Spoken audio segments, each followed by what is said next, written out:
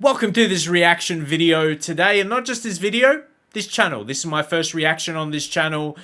If you can't tell by my accent, I am from Australia, and yeah, I'm going to start doing some reactions on this channel. Will be mostly Britain, UK type reactions, but I'll see what requests I get. But yeah, they'll be like to be the focus. That's what I would like to be the focus of this channel.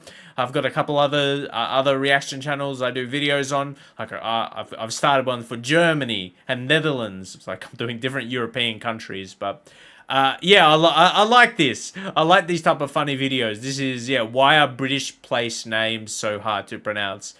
This one looks like Grimsby. Obviously, I do have a little bit of knowledge of UK or, yeah, England. I know, yeah, this place is. But, yeah, let me know what videos you'd like to see my reactions on. Let's get right into it. Can be tricky to pronounce. Take this place. Let's go. British place names can be tricky to pronounce. Take this place. Looks simple. But what if we told you it was pronounced Grimis? Yeah, I don't think that's correct. We'd be lying, it's Grimsby. But other places can be genuinely fiddly for foreigners. And tourists who get it wrong risk being imprisoned or killed. In today's programme... See? It's like, I feel like I have an okay knowledge of UK, Britain. But a couple of those names, or those names they showed next, I have no idea where to start. It's like, I know a few things with certain names, but then, well, go back on those. I'm not 100% sure.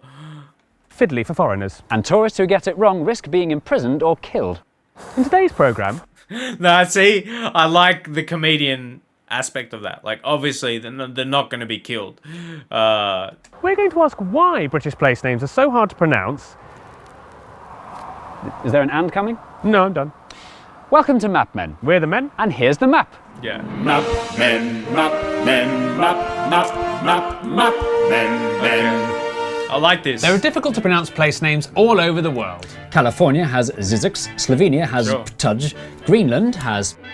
Kekertarsuit. Even Welsh natives struggle with this one. And tonight we can expect to see heavy showers spreading from the west into... Wait. I feel it could be this clip, or it could be another one, because they've got some crazy names. Not even going to attempt that. And I know, like, the first few letters are not going to sound like you would think. You think, okay, we'll try and guess the first few letters, and it won't sound like that. Wales.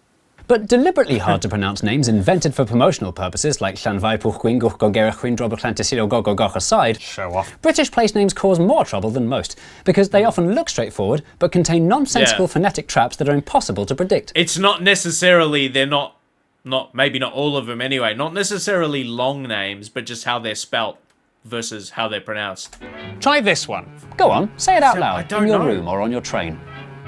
Ha ha ha ha ha ha ha. Wrong, it's not Frome. Frome, it should be blitheringly obvious, is pronounced Froome. But if you did say Frome, don't worry, you're in good company. Frome is officially the most mispronounced place name in Britain, and that's according to a proper survey. Like I said, not because it's long, it looks like an easy one.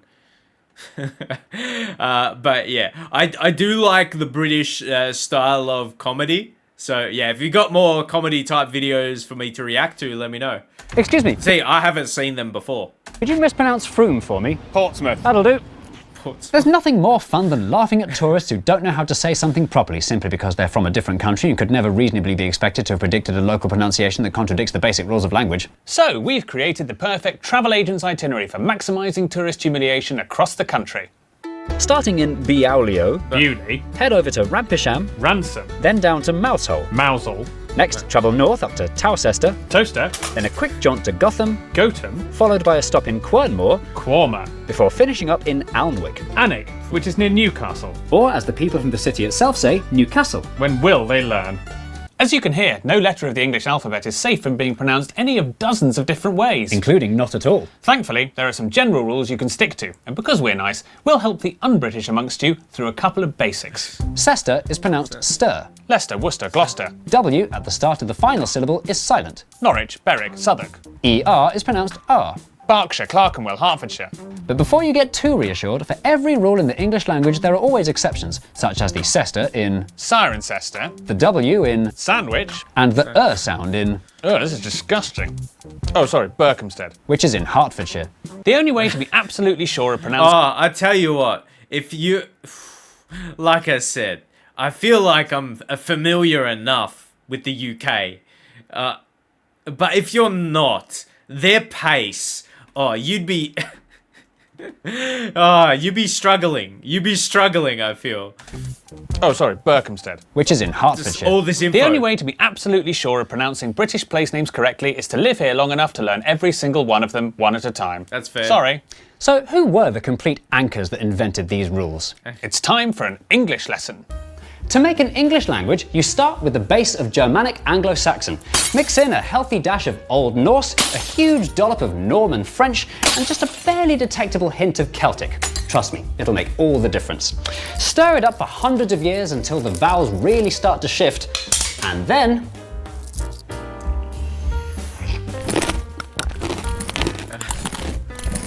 English. It's very rough. Excitingly, by looking at a map of Britain today, we can clearly see which invaders influenced our language where by plotting the origins of British place names. Okay. This marvellous, messy, multicoloured map shows which languages different British place names belong to and is a living history of our early settlers and subsequent invaders. The oldest place names here are of Celtic origin. This is where you'll find all the place names with words like Tre, Loch, Bryn and Aber, Such as Aberystwyth, meaning the mouth, Aber, of the River Istwyth. Wow. which coincidentally is exactly where we find Aberystwyth today.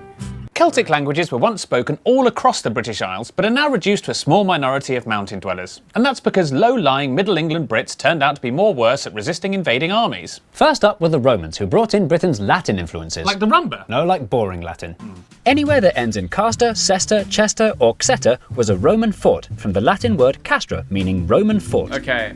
See, again, that's not what necessarily I was expecting too much, but yeah, this is information I have not known before, without, reiterating it too much. You know, generally, being from Australia, you're going to have a certain amount of knowledge about UK, Britain, but some of this information is brand new. It's brand new to me. Chester or xeter was a Roman fort, from the Latin word castra, meaning Roman fort.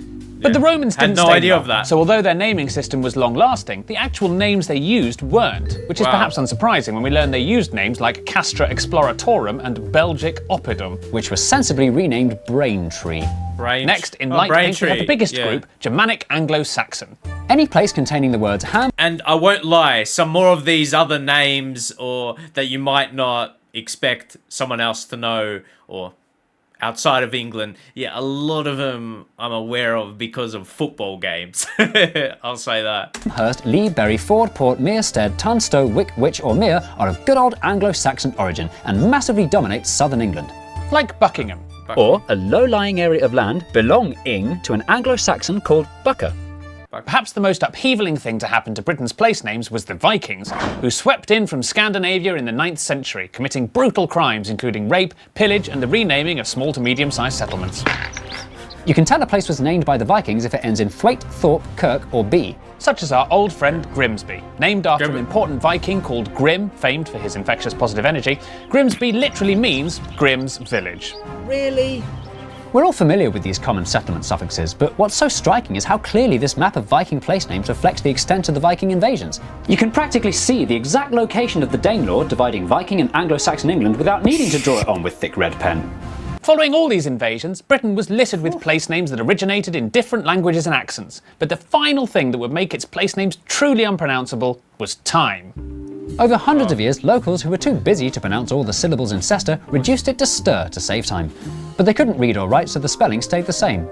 And while the English language has See, I don't know how much of this is fact because there's a comedy aspect of it. So that's interesting. I like that part.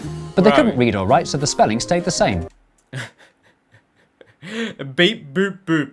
Like it's almost, like saying how following this trend we're going on, what 200, 300 more years? Like, yeah. it's not gonna be, yeah, it's not gonna be looking good. That's funny. And while the English language has continued to gradually evolve, our place names haven't, resulting in a language landscape littered with phonetic booby traps. Wales in general. But what about Frome? Which linguistic group is responsible for Britain's so-called hardest place name? Unusually for a place name in England, Frome is from a surviving Celtic word, frama, which means fair, fine or brisk, probably describing the flow of its lovely river. It's not really surprising that the oldest language in these islands is the one that's drifted the furthest from pronounceability. So don't forget to join us for the next episode of Map Men. Is that the end of your sentence? Yeah, I'm done. Yeah, Golly darn tootin' gee whiz, hot diggity woo! What are you doing? I'm putting on an American accent to fool my computer into thinking I'm in America. Yippee-ki-wee, buckaroo! Why are you doing that? Because I want to watch all my favourite programmes on Netflix. You've already got Netflix. Yes, but American Netflix has programmes that we don't get on UK Netflix, including, curiously, some British programmes. So that's why I'm doing this really convincing accent so that my computer will let me access all the content I want. Zippity-doo-dah, gosh darn it, yeehaw! Suit yourself. Hey, wait, aren't you going to tell me that's a really silly thing to do and instead I should use Surfshark? I was gonna say, I was getting the feeling that, is this gonna be a VPN advertisement? Doc? Oh, we're doing an advert. Surfshark is an app and browser extension that lets you... Alright, we'll leave it there. But shout out to VPNs making the world easier. And that's gonna be it. Alright. Hey, I just want to see if they say something about Australia There's no at the risk in end. trying it out, just to see if you like See, it. I didn't even know that. I didn't even click on this video, like, seeing the Australian flag. Surfshark sounds bonza, mate. G'day, shrimp at the barbie. Woollamaloo, It woollamaloo. works in Australia as well. Ah, stroof. Yeah, okay. See, it was fitting they just added that. Or it was fitting I came across this video. But yeah, just a little bit at the end. It's a bit, yeah, stereotypical. Shrimp on the Barbie type thing. But anyway, I'm going to leave it there. If you got more videos for me to react to kick off this reaction channel, as I said, I do want to target it as, yeah, basically a Britain reaction channel, like, yeah, UK videos. I like a bit of comedy, but yeah, if there's some, so because again, it's just like a mix of like information that is real, because yeah, like came across a lot of like funny things they said as well. So I feel like it's mixed with some real things, and some of the things they said, I'm like, wait, is that real or not? But yeah, if there's some videos in terms of just learning about key facts. About places and the countries, yeah, let me know. This is the start of my Britain/UK reaction channel. So yeah, hopefully you enjoy an Australian reacting to these videos. I see a lot of Americans, so I thought, yeah, let's put an Aussie spin on it. So yeah, hope you enjoy my reactions. Let me know what I should react to next, and I'll see you in the very next one.